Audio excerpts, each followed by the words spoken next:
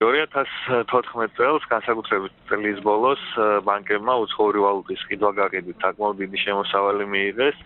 თუ საშუალოდ წლის განმავლობაში პროების მიხედვით 10 მილიონის ფარგლებში იყო მათ მიერ მიღებული წმინდა მოგება უცხოური ვალუტის ოპერაციებით, ანუ ყიდვა-გაყიდვით, დეკემბერში დაფიქსირდა 20 მილიონზე მეტი, 23 მილიონი, ანუ საკმაოდ დიდი ნახტომი დაფიქსირდა მათი მოგების, ანუ გაიზარდა მათი მოგება, როდესაც მოხდა ლარის გაუფასურება. თუ გადავხედავთ გასულ წლებსაც, თითქმის იგივე სურათი იხატება, როდესაც ადგილი აქვს ადგილობრივი ვალუტის კურსის მკვეთრ ცვლილებას, ბანკების მოგებაც ამ მიმართულებით მკვეთრად იცვლება.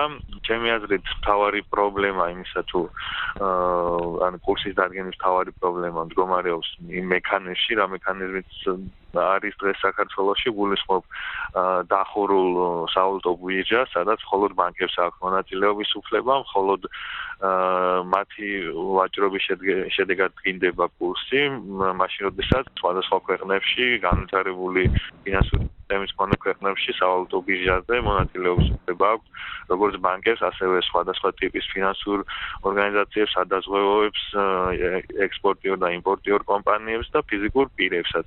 მთავარი პრობლემა დღევანდელი საკურსო პოლიტიკის ქვეყანაში არის ის, რომ ეს სისტემა არის დახურული და ხელმისაწვდომია მხოლოდ ბანკებს.